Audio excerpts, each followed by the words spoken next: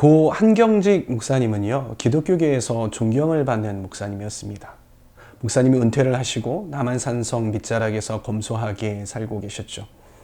교계의 목사님들이 한경직 목사님이 살고 있는 18평 안 되는 집에 찾아갔습니다.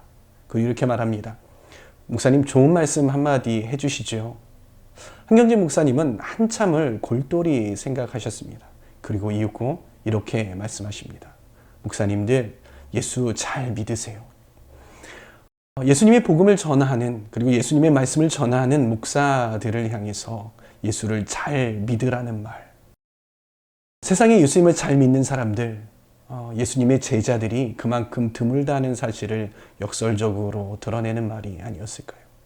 사랑하는 청년 여러분, 여러분들은 예수님의 제자이십니까? 성경에 보면 레위라는 사람이 등장합니다. 레위는 마태라고도 불렸죠. 마태는 세리였습니다. 세리는 이스라엘인들의 돈을 착복하는 사람들이었어요. 그래서 일반적으로 세리는 돈이 많았습니다. 그러다 보니 유대인들은요, 세리를 중호했습니다. 동족의 피를 빨아서 배를 불리우는 그런 사람으로 여겼기 때문이에요. 세리가 된 유대인들은요, 그들의 가족과 친구들의 수치였을 뿐만이 아니라 회당에서 출교를 당했습니다. 그렇기에 그들의 삶은요, 늘 외톨이의 삶, 동족의 눈치를 보는 그러한 삶이었던 것이죠. 자신의 삶이 잘못된 것을 알면서도 바꾸지 못하는 그러한 삶이었던 거예요. 그날도 레위는 통행세를 걷기 위해서 세관에 앉아 있었습니다. 그때 예수님이 그 세관 가까이에 다가가셔서 레위에게 말씀하십니다. 나를 따라오너라. 그때의 레위는요, 모든 것을 버려두고 그 자리에서 예수님을 따라 나섭니다. 민족의 반역자와 같은 그러한 사람이 예수님의 제자가 된 것이죠. 빌립이 나다나엘을 만났습니다. 그리고 호들갑을 떨며 말합니다. 성경에도 나오고 예언자들이 예언했던 그 메시아를 우리가 만났어. 그런데 나사렛 출신이신데 요셉이라는 사람의 아들이래. 나다니엘이 말합니다. 나사렛에서 무슨 선한 곳이 나오겠어. 빌립에 와서 보라는 말에 나다니엘은 속는 셈 치고 빌립을 따라서 예수님을 만나러 갑니다. 나다니엘이 오는 것을 본 예수님은요, 그를 칭찬하십니다. 저 사람이야말로 참으로 이스라엘 사람이다. 그에게는 거짓이 없다. 나다니엘은 예수님께 묻습니다. 어떻게 저를 아십니까? 예수님이 대답하십니다. 빌립이 너를 부르기 전에 네가 무화과 나무 아래에 있는 것을 내가 보았다. 여러분, 무화과 나무 아래에 있다는 말은요, 완곡어법이에요. 성경을 묵상한다는 말이거든요. 왜냐하면요, 되게 그 유대인들은 무화과 나무 아래에서 율법을 연구했기 때문인 것이. 빌립이 무화과 나무 아래에서 성경을 묵상하고 있었다는 것을 예수님께서 아셨던 거예요. 그리고 그렇게 말씀을 사랑하는 그의 태도를 예수님께서 칭찬하셨던 것이죠. 그 말에요, 그 완고했던 나다나엘은 완전히 태도가 바뀝니다. 그리고 이렇게 고백합니다. 선생님은 하나님의 아들이십니다. 그리고 이스라엘의 왕이십니다. 그렇게 방어적이었던 나다나엘이 그를 메시아로 인정했습니다. 그리고 그의 예수님의 제자가 되죠. 예수님은 게네사렛 호숫가에서 배 두 척이 있는 것을 발견하십니다. 그 배는 시몬 베드로의 배였습니다. 예수님이 그 배에 오르셔서 무리들에게 말씀을 전하셔요. 그리고 그 말씀을 다 전하시고 베드로에게 말씀하십니다. 깊은 데로 가서 그물을 내려 고기를 잡아보아라. 베드로가 대답합니다. 선생님, 우리가 밤새도록 애를 썼으나 아무것도 잡지 못했습니다. 여러분, 베드로는 어부였습니다. 취미로 낚시를 하는 사람이 아니라 물고기를 잡아서 먹고 사는 그런 사람이었죠. 아마추어가 아니라 프로였던 것입니다. 갈릴리 해변에서는 야간 고기잡이가 매우 흔했습니다. 물고기가 밤에는 수면으로 가까이 올라오기 때문에 밤에 물고기를 잡는 것이 적합했습니다. 그리고 물고기는요, 해가 뜨면 더 깊은 곳으로 활동하기 때문에 그 얕은 곳에서 그물을 던져봐야, 심지어는 깊은 곳에 그물을 던져봐야 별 소득이 없었던 것이에요. 그래서 야간에 이렇게 물고기를 잡았던 것이죠. 물고기 잡이의 프로들이 밤새도록 물고기를 잡았다면요, 그들의 온갖 경험과 노하우와 프로의 집중력과 열정을 가지고 최선을 다한 거예요. 이쯤 되면은요, 그 근방에는 정말 물고기가 없는 것입니다. 어떤 면에서 베드로에겐 예수님은 세상 물정 모르는 그런 분일지 모릅니다. 예수님은 어부가 아니셨기 때문에 예수님이 하시는 말씀은 그저 아무것도 모르는 어떤 사람이 하는 그런 소리 같을 수 있었을 것이란 말입니다. 그래서 베드로의 이어질 말을 제가 한번 유추해 보면 세상 물정 모르는 선생님은 사람들이나 잘 가르치십시오가 되어야 되지 않겠습니까? 그런데 이 베드로의 이어질 말이 어떤 말이었습니까? 선생님, 우리가 밤새도록 애를 썼으나 아무것도 잡지 못했습니다. 그러나 선생님의 말씀을 따라 그물을 내리겠습니다. 나의 경험과 노하우는 다 no라고 말하고 있는 거예요. 그럼에도 불구하고 이 베드로는 뭐라고 말했습니까? 네, 예수님의 말씀대로 순종하겠습니다 라고 대답한 것이죠. 여러분, 왜 그렇습니까? 예수님은 무엇이든지 할 수 있다라는 것, 베드로가 믿었기 때문인 것이죠. 나의 경험과 주님의 말씀이 부딪힐 때 주님의 말씀을 선택하는 것, 이것이 진정한 믿음인 것이죠. 그럴 때 어떻게 되었습니까? 누가복음 5장 6절 말씀. 그런 다음에 그대로 하니 많은 물고기 떼가 걸려들어서 그물이 찢어질 지경이었다. 그물이 찢어질 정도로 고기가 많이 잡히는 그런 기적을 경험하게 된 것입니다. 그리고 그물을 버려두고 예수님의 제자가 되어 그를 따라갔죠. 여러분, 앞에 이 세 이야기는요, 예수님이 제자들을 부르시는 그런 장면이었습니다. 12제자들이 있지만은요, 성경에서 자세하게 기록된 이야기는 이 세 가지입니다. 이 이야기들을 가만히 살펴보면은 어떻게 예수님의 제자들이 예수님의 제자가 될 수 있었는가에 대해서 발견할 수 있습니다.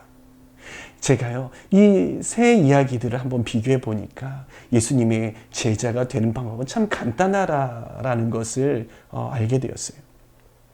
이들에게는요, 예수님을 거부할 수 있는 강력한 조건들이 많았습니다. 우리는 제자들이 별 볼 일 없는 사람이었다라고 오해할 수 있습니다. 그러나요, 제자들은 그래도 세상적으로 뛰어난 사람들이었습니다. 베드로는 고기잡이의 프로였습니다. 하루 정도 허탕을 쳤다고 해서 그가 실력이 없는 것이 아니었습니다. 베드로는 세상을 살아갈 충분한 능력이 있었습니다. 나다나엘은 어떻습니까? 말씀에 대해서 능통했던 사람이었어요. 말씀에 능통했던 것은요, 이 시대에 지식이 많았다는 것을 의미해요. 존경을 받았다는 것을 의미합니다. 예수를 아는 지식 말고도요, 얼마든지 만족하면서 살고 있었던 게 나다나엘이었던 것이죠. 마태도 돈이 많았던 사람이었습니다. 예수님의 제자가 되지 않아도 얼마든지 누리고 살 수 있었단 말이죠. 세상을 살아갈 실력, 지식, 그리고 돈, 이런 것들은 얼마든지 예수님을 거부할 수 있었던 그런 조건이 될 수 있었죠. 당시 예수님의 제자가 되지 못한 사람들은요, 이러한 것들이 그들의 발목을 잡았어요. 그리고 이들은 이러한 것들을 결단코 놓지 못했던 것이죠. 부자 청년이 그랬고요. 종교 지도자들이 그랬고요. 로마 지도자들이 그랬죠. 그러나 이들은 그 조건들을 버리고 예수님을 따라 나섰습니다. 나를 따라오너라 라는 예수님의 말씀에 베드로는 그물을 버려두고 따라갔습니다. 나다나엘도 예수님을 이스라엘의 왕으로 고백하며 그의 자존심 그리고 그의 지식을 내려놓고 예수님을 따라갔어요. 마태도 세관에서 일어나 예수님을 따라갔습니다. 제자가 될 수 있느냐 되지 못하느냐는 바로 여기에 있습니다. 세상의 가치를 내려놓고 예수라는 가치를 붙드는 것입니다. 그렇게 이들은 예수님의 제자가 되었어요. 이렇게 예수님의 제자가 되는 방법은 아주 간단하더라고요. 세상의 가치를 포기하고 예수님을 따라가면 되는 것이죠. 그러나 예수님은 이 제자가 되는 길을 좁은 문이라고 말씀하세요. 주여 주여 하는 자마다 천국에 들어가지 못한다라고 예수님은 말씀하셨죠. 심지어 예수님 앞에서 먹고 그의 가르침을 들었어도, 예수님의 이름으로 선지자 노릇하고 귀신을 내쫓았어도 예수님께서는 외면하겠다라고 말씀을 하시는 거예요. 제자가 되는 길이 너무나도 간단하지만 예수님을 따라 나서는 것이 왜 이처럼 어려울까요? 실제로 왜 이렇게 예수님의 제자가 되는 것이 어려울까요? 여러분, 제가 목회를 하면서요, 예수님의 제자가 되지 못한 채 교회에 다니는 사람들, 교회에 출석하는 사람들을 참 많이 봅니다. 부모님이나 배우자 따라서 아니면 친구 따라서 교회에 나옵니다.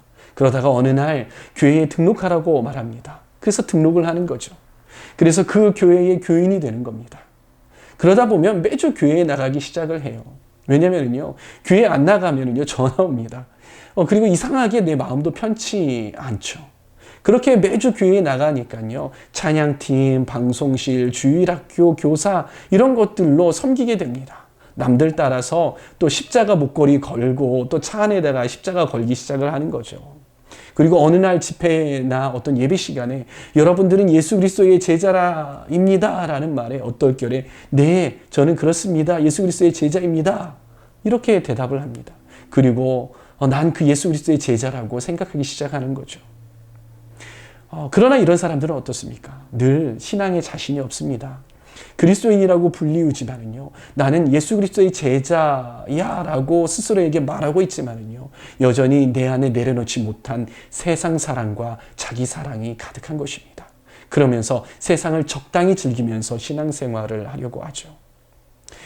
예수님의 친동생 야고보는 야고보서에서 이렇게 말합니다. 야고보서 4장 4절 말씀. 간음하는 사람들이요, 세상과 벗함이 하나님과 등지는 이름을 알지 못합니까? 누구든지 세상의 친구가 되려고 하는 사람은 하나님의 원수가 되는 것입니다. 하나님을 대적하는 행동을 하는 것이 하나님과 적이 되는 것이 아니라 세상을 사랑하는 것이 하나님과 적이 되는 것입니다. 내 안에 세상을 사랑하는 마음이 아직도 남아 있어서 온전히 예수님을 따르지 못한다면 그것은 하나님과 적이 되는 것이에요. 여러분, 존 스타트 목사님이라는 분이 제자도라는 책에서 이렇게 말합니다. 보통 우리는 선택적인 태도를 취함으로써 철저한 제자도를 회피한다. 적당히 헌신할 만한 영역을 고르고 대가를 치러야 할 듯한 영역은 피하는 것이다. 그러나 예수님은 주님이시다. 우리에게는 복종할 영역들을 취사 선택할 권리가 없다. 우리는 스스로가 예수님을 따를 영역을 정해놓고 그 영역 안에서 예수님을 따릅니다. 적당히 헌신할 영역에서는 예수님을 따르지만 치러야 할 대가가 큰 영역에서는요, 우리는 슬그머니 뒤로 빠지게 되는 것입니다. 제자는 모든 영역에서 예수님을 따라야 하는 것이에요. 어느 한 부분만 따르는 것은요, 하나님과 세상 사이에서 양다리를 걸치고 있는 것입니다. 예수님의 제자들에게 있어서는 중간지대가 없습니다. 세상의 가치가 더 가치 있게 느껴지기에 세상을 따르든, 예수님의 가치가 가장 고귀한 가치라고 믿기에 예수님을 따르든 우리는 결단을 내려야만 하는 것입니다. 우리는 이렇게 양다리를 거치고 있어서는 안 되는 것이에요. 사랑하는 청년 여러분, 어쩌면 오늘 이 설교가 여러분의 마음을 무겁게 할지도 모르겠습니다. 저도 여러분들에게 부담을 주고 싶지 않습니다. 늘 여러분을 격려하고 싶고 그리고 분위기를 좋게 하고 싶어요. 그러나 이 제자됨의 영역만큼은 타협하거나 포기해서는 안 되는 것입니다. 여러분, 이 사실을 알아주시기 바랍니다. 저는 여러분이 예수님을 만났지만 제자가 되지 못했던 부자 청년이나 종교 지도자들이나 로마의 지도자들처럼 되지 않기를 간절히 바랍니다. 저는 여러분이 모두 예수님을 만나고 예수 그리스도의 제자가 되기를 소망합니다. 여러분, 그러기 위해서는 여러분의 삶 가운데 하나님보다 더 사랑하는 것들을 찍어내셔야 하는 것입니다. 단호히 그것과 이별하셔야 하는 것입니다. 그럴 때에 여러분들은 진정한 예수님의 제자가 될 수 있는 것이에요. 예수님이 여러분들에게 나를 따르라고 말씀하실 때에 가벼운 발걸음으로 예수님을 따라갈 수 있는 저와 여러분들 다 되시기를 바랍니다.